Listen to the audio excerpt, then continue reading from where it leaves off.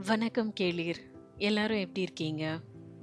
காலையில எந்திரிச்சு நம்ம வீட்ல நம்ம வளர்க்குற செடிகள பார்த்துக்கிட்டே, அதில பூக்கிற பூக்கள பார்த்துக்கிட்டே, அத ரசிச்சுக்கிட்டே நம்ம மார்னிங் காஃபிய குடிக்கிறதுன்றது ஒரு சுகமான அனுபவம் தான்.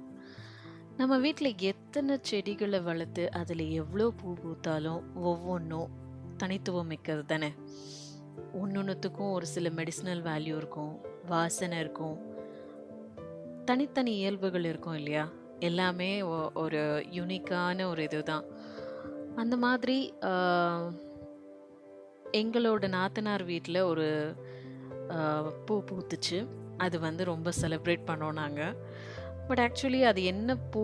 அது நாங்க எப்படி செலிப்ரேட் பண்ணோன்றதெல்லாம் சொல்றதுக்கு முன்னாடி, அ சில அ எல்லா எல்லா காரியங்களுக்குமே ஒரு காரணம் இருக்கு. நம்ம லைஃப்ல நடக்கிற ஒவ்வொரு விஷயத்துக்கும் ஒரு காரணம் இருக்கு அப்படின்றத தான் நான் இந்த நாள்ல நான் புரிஞ்சுக்கிட்டேன்.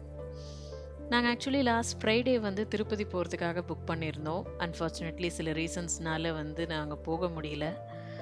அ ஆனா அன்னைக்கு தான் இந்த பூ பூத்துச்சு. மனசுக்கு ரொம்ப நிறைவா இருந்தது. ஒருவேளை நாங்க அன்னைக்கு வந்து அ திருப்பதி போயிருந்தோம்னா, இந்த ஒரு அழகான எக்ஸ்பீரியன்ஸ் எங்களுக்கு கிடைச்சிருக்காது. நான் சொன்ன பூ இதுதான். இது பேர் வந்து பிரம்ம கமலம். இது நிஷகாந்தி அப்டின்னும் சொல்றாங்க. இது வந்து ஒரு தெய்வீகமான மலர் அப்டின்னு சொல்லிட்டு சொல்றாங்க. இது வருஷத்துக்கு ஒரு முறை தான் பூக்கும். ஆ நைட்ல மட்டும் தான் பூக்கும். இதனோட தூய்மை, ஆ ஆன்ம பக்தி, அப்புறம் ஞானத்தோட அடையாளமா இந்த பூ வந்து பார்க்குறாங்க நம்மளோட ஆன்மீகத்துல. அது மட்டும் இல்லாம அ பிரம்ம கமலம் பூவில தான் பிரம்மா அமர்ந்திருக்கிறதா நம்பப்படுது. பிரம்ம கமலம் அ வீட்ல இருந்துச்சு அப்படின்னு சொன்னா, உங்க வீட்ல அமைதி, சமநிலை, நல்லிணக்கம், நேர்மறை இது எல்லாமே வந்து அ நம்ம வீட்டுக்கு இந்த மலர் கொண்டு வரதா வாஸ்து சாஸ்திரத்துல சொல்றாங்க. அது மட்டும் இல்லாம இந்த மலருக்கு நல்ல மந்திர பண்புகளும் இருக்கிறதா நம்பப்படுது. ஸோ சயின்டிஃபிக்கா மெடிசினல் வேல்யூஸும் இந்த பூவுக்கு இருக்கு. இது வந்து ஆஸ்துமா, இந்த மூச்சுக்குழாய் பிரச்சனை, அதுக்கப்புறம் இருமல், சுவாச பிரச்சனை இதெல்லாம் போக்க உதவுற ஒரு எக்ஸ்பெக்டோரண்ட்டா வந்து இந்த பூ வந்து யூஸ் ஆகுது. இது பொதுவா கள்ளி இனத்த சேர்ந்ததுனால, இதனோட தண்ட வெட்டி வச்சாலே இது வளரும் அப்படின்னு சொல்லிட்டு சொல்றாங்க. கிட்டத்தட்ட 15 மொட்டு இருந்தது. அதுல 1 மொட்டு முன்ன நாளே பூத்துருச்சு. ஸோ மொத்தமா 14 பூ பூத்துருந்துச்சு அன்னைக்கு. நாங்க அதுக்கு வந்து அ அ விளக்கு, கற்பூரம், அ தீபதூப ஆராதனை காமிச்சு, தேங்காய் உடைச்சு, அ எங்களால முடிஞ்ச வெத்தல பாக்கு பழம் வச்சு, அந்த ராத்திரி நேரத்துல நாங்க சாமி கும்பிட்டோம். எதுவுமே அ நம்ம பார்க்குற கண்ணோட்டத்துல தான் இருக்கு. ஒரு மனுஷங்களையே வந்துட்டு நம்ம ஒரு செலிபிரிட்டீஸ பார்க்கும்போது, அ ரொம்ப அபூர்வமா பார்க்குறோம். அது மாரி அ இது எல்லா இடத்துலயும் கிடைக்காது. வருஷத்துல ஒரு தடவ தான் இந்த பூ பூக்குதுன்னும்போது, இது ஒரு அபூர்வம் தானே! இத செலிப்ரேட் பண்றதுல ஒண்ணும் தப்பில்லையே! ஸோ நாங்க என்ன பண்ணோம், இந்த பூக்கள வந்து பூஜைலாம் பண்ணிட்டு, அத பறிச்சு எடுத்துக்கிட்டு, ஆ ஃப்ரிட்ஜில வச்சுட்டு அடுத்த நாள் காலையில இத வந்து கோயில்ல இருக்கிற சாமிக்கு சமர்ப்பிக்கலான்னு சொல்லிட்டு தான் கோயிலுக்கு வந்திருந்தோம். ஆ இது வந்து சேலம் சுகவனேஸ்வரர் கோயில். நீங்க இப்ப பார்த்துட்டு இருக்கிறது. இந்த சுகவனேஸ்வரர் கோயில வந்து பாண்டியர்கள் கட்டியிருக்கலாம்னு நான் நெனைக்கிறேன். ஏன்னா, அந்த மீன் சிம்பல் எல்லாம் பார்க்கும்போது அப்படிதான் தெரியுது. அண்ட்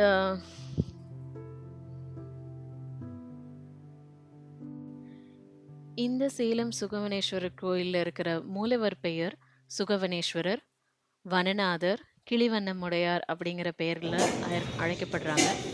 அதே மாதிரி தாயார் ஸ்வர்ணாம்பிகை, மரகதவல்லி, பச்சைவல்லி அப்படிங்கிற நாமங்கள்ல அழைக்கப்படுறாங்க. இந்த கோயிலோட தலவிருட்சம் பாதிரி மரம், தீர்த்தம் அமண்டுகம். இந்த கோயில் கிட்டத்தட்ட 1000 வருடங்களுக்கு முன்னாடி கட்டப்பட்டதா சொல்றாங்க. அருணகிரிநாதர் தன்னோட திருப்புகழ் அப்படிங்கிற நூல்ல இத்தலத்து முருகனை பத்தி பாடியிருக்காரு.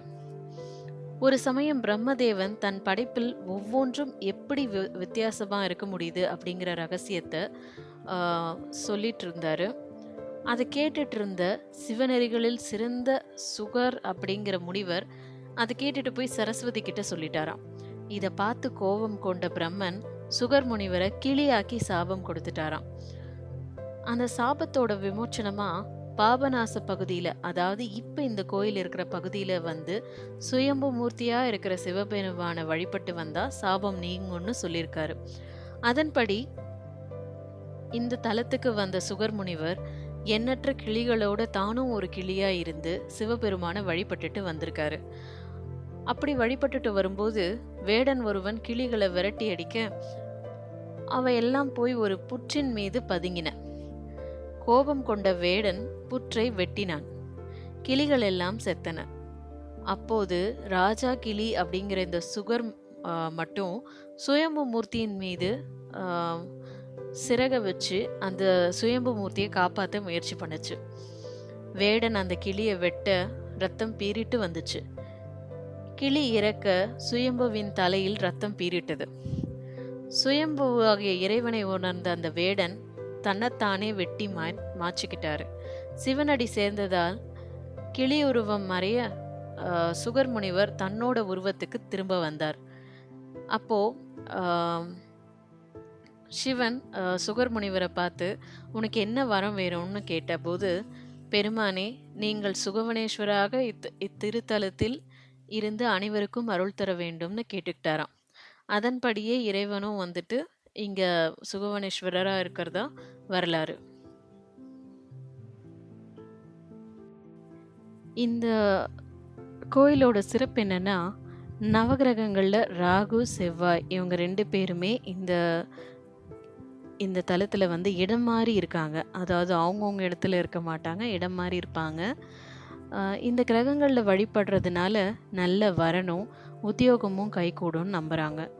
நவகிரக சக்தி பீடத்துக்கு மேல் தளத்துல பல்லி, உடும்பு ஆகிய உருவங்கள் எல்லாம் இருக்கு. இங்க வந்து இந்த பல்லிய வழிபடுறதுனால, அ சில சமயம் விழக்கூடாத இடத்துல பல்லி விழுந்தது அப்படின்னு சொன்னா, சில தவறான பலன்கள் இருக்கும் இல்லையா? அந்த உபாதைகள்ல இருந்து விடுபடுறதுக்காக இங்க வந்து வழிபடலான்னு சொல்றாங்க. இந்த தலத்தோட மூல லிங்கம் பார்த்தீங்கன்னா, ஒரு பக்கம் சாய்வா இருக்கு. அண்ட் அதனோட முடியில வேடனால வெட்டப்பட்ட தழும்பும் இருக்கிறதா சொல்றாங்க.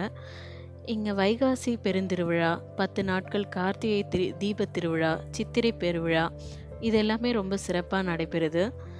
அண்ட் இந்த தலத்துல இருக்கிற விகட சக்கர விநாயகருக்கு மாலை, தேங்காய், பழம், கடலை, சர்க்கரை இதெல்லாம் வச்சு அர்ச்சனை செஞ்சா குழந்தைங்களுக்கு ஏற்படக்கூடிய பாலாரிஷ்ட உபாதைகள் அப்படிங்கிறதெல்லாம் நீங்கும் அப்படின்னு சொல்லிட்டு சொல்றாங்க. கல்யாண பாக்கியம், குழந்தை பாக்கியம், உத்தியோக பாக்கியம் இதெல்லாம் வேணுன்றவங்க இந்த கோயிலுக்கு கண்டிப்பா வந்து வழிபடலாம். சேரமானுக்கும் ஆதிசேடனுக்கும் தாண்டவ தரிசனம் தந்தது. அதுக்கப்புறம் தேவர்கள் பெருமானை அரச மர வடிவில் வழிபட்டது. ஔவையார் ஒரு வளர்ப்பு பெண்ணுக்கு திருமணம் செய்விச்சதுன்னு இந்த கோயிலுக்கு நிறைய பெருமைகள் இருக்கு.